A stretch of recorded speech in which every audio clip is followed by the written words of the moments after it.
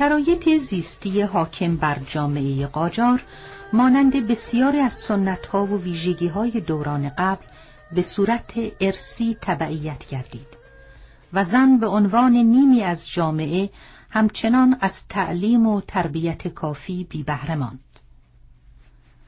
عدم آگاهی‌های کافی زنان علاوه بر عدم شرکت آنها در فعالیت‌های سیاسی و اجتماعی عواقب سوی دیگری در جامعه داشت، چرا که آنان نقش حیاتی در متعالی ساختن جامعه بشریت به عهده داشتند و می توانستند با تأثیرگذاری در کوچکترین نهاد اجتماعی یعنی خانواده اساسی ترین بخش جامعه را تحت شعاع قرار داده مایه اصلی صعود یا افولان گردند. گرچه با تمام محدودیت‌های اجتماعی گروه اندک زنان تحصیل کرده و با هوش ایرانی از همین طریق مهمترین نقش را ایفا کردند و با تأثیرگذاری بر شوهران و فرزندانشان تأثیری مهم ولی در پشت جریان‌های سیاسی و اجتماعی عصر خود گذاردند و حتی در دسته‌بندی‌های سیاسی شرکت جستند. آشنایی جامعه با فرهنگ و تمدن اروپایی و فرستادن محصلان ایرانی به اروپا که از خصوصیات برجسته دوران قاجار به حساب می آید، به همان نسبت که در جامعه ایرانی تأثیر گذار، وضع زنان را آرام آرام متحول ساخت و این دوران را از مهمترین مقطع‌های حیات اجتماعی زنان ایرانی قرار داد. گفتیم که پیش از بررسی نقش واقعی زنان در سیاست، آنچه بیشتر از هر چیز مهم به نظر می رسد، شرحی از محیط زندگی زنان حرم است. حرمسرای شاهی عبارت بود از محوطه محصوری که در مرکز آن حیاتی بزرگ و دور تا دور آن اتاق‌های جدا و مستقل با حیات خلوت‌های خاص قرار داشت.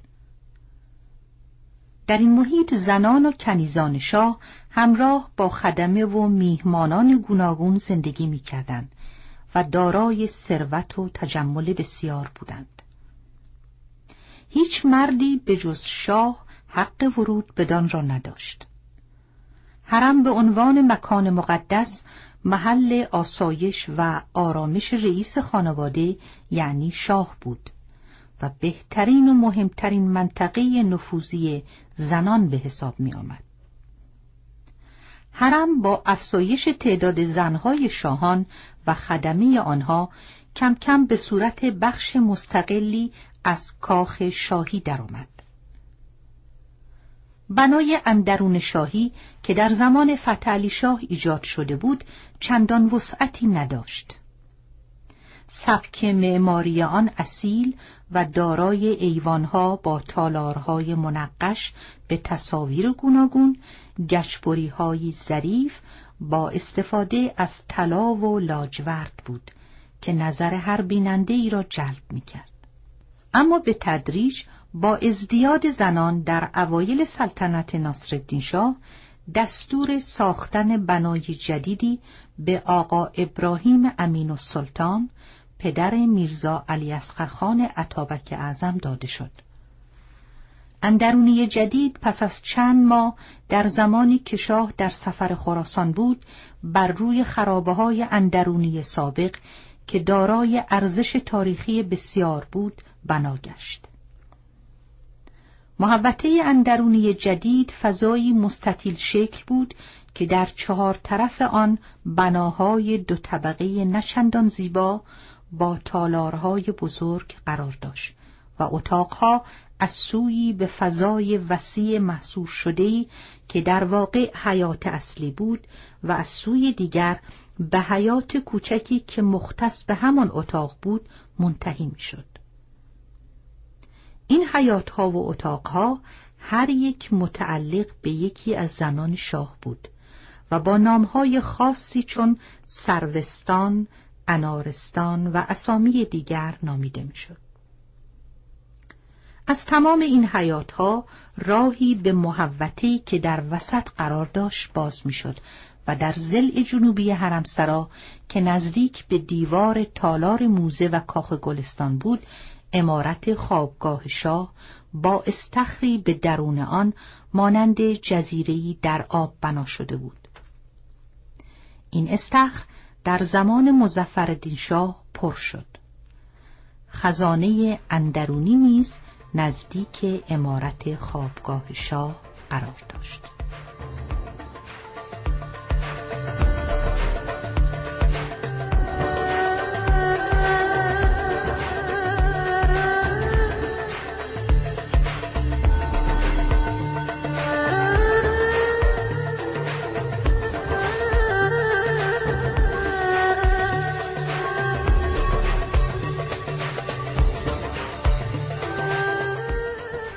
نگهداری اندرونی شاه بر عهده 3 گروه خاص نهاده شده بود.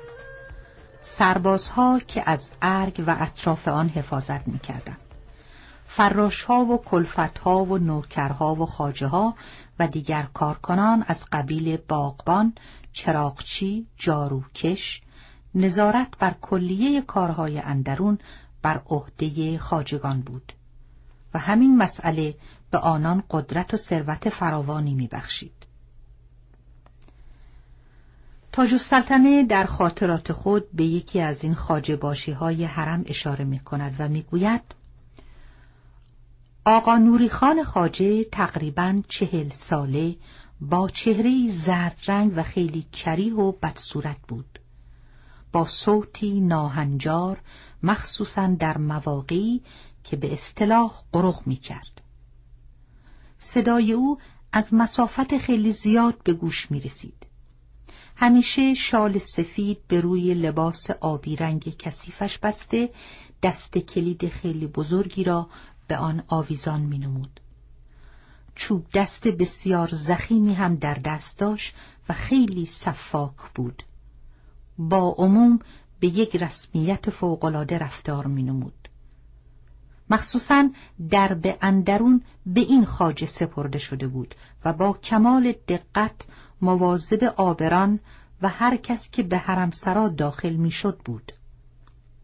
حتی خانمها پس از تحصیل مرخصی از اعلی حضرت سلطان باید از آقا نوری خان اجازه می گرفتند و اگر صلاح نمیدید مرخص نمی نمود.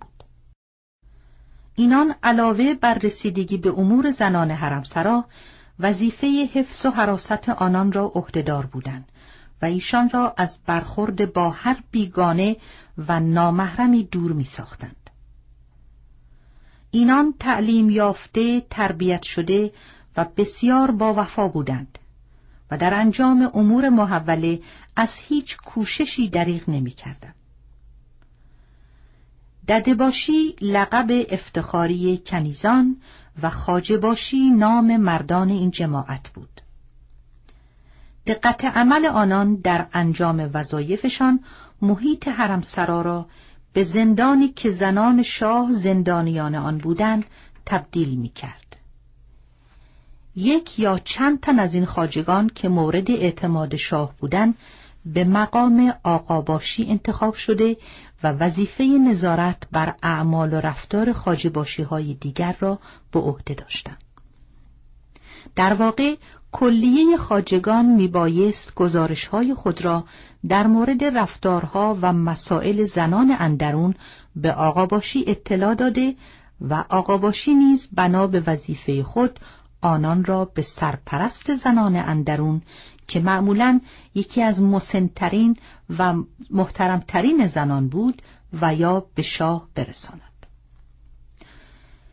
اینها در صورت لزوم شخص یا اشخاص مورد نظر را تنبیه یا توبیخ می کردند. آقاباشی ها با توجه به مقام حساس خود یکی از مقامات بسیار مهم درباری به شمار می رفتند. از خواجه سرایان مهم ناصرالدین شاه می توان به آقا بهرام، خواجه باشی انیس‌الدوله سوگلی ناصرالدین شاه که از محترمترین خواجه سراها به شمار می آمد، یا به خواجه سرور که اهل حبشه بود و آنچنان کارآمد و کاردان بود که مورد احترام کلیه بزرگان و وزرا قرار داشت اشاره کرد.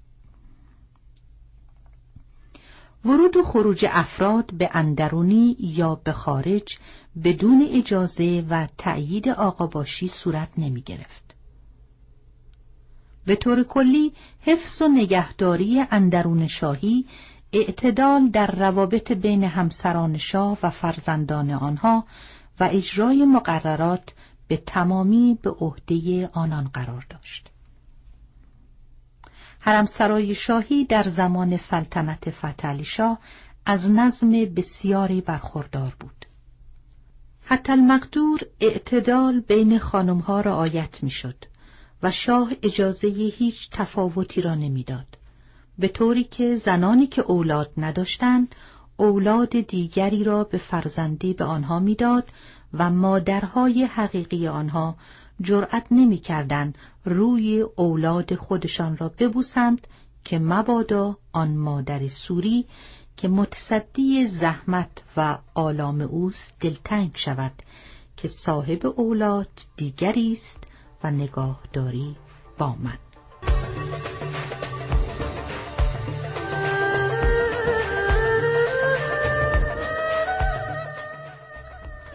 فتحعلی شاه بسیار کم تحت تأثیر حرفهای زنان خود قرار می گرفت و به همین دلیل دستبندی‌های سیاسی در زمان وی چندان در حرمسرا راهی نداشت. اما این روش مانند بسیاری از ویژگی‌های جامعه سنتی ایران بعد از آشنایی ایرانیان با تمدن غرب دستخوش تزلزل شد و از زمان مرگ فتحعلی شاه و روی کار آمدن محمدشاه دسایس زنان حرمسرا و نفوذ آنان رو به افزایش گذاشت. محمدشاه نیز تا زمان حیات حتی المقدور از این رقابت‌ها و قدرت طلبی‌ها جلوگیری کرد. اما با مرگ وی و جلوس ناصرالدین شاه این رقابت‌ها و دستبندی‌های سیاسی رو به افزایش نهاد و به اوج خود رسید. شاه در بسیاری موارد تحت تأثیر عقاید مادر و زنان خود قرار داشت. اوج انحطاط حرمسرای شاهی از زمان جلوس مظفرالدین شاه دیده می شود، چه از این زمان شیوه اداره حرمسرا تغییر کرد و شاه با جلوس خود دستگاه و خدم و حشم خود را از تبریز به تهران آورد و تا حد زیادی قوانین جاری در حرمسرا را تغییر داد.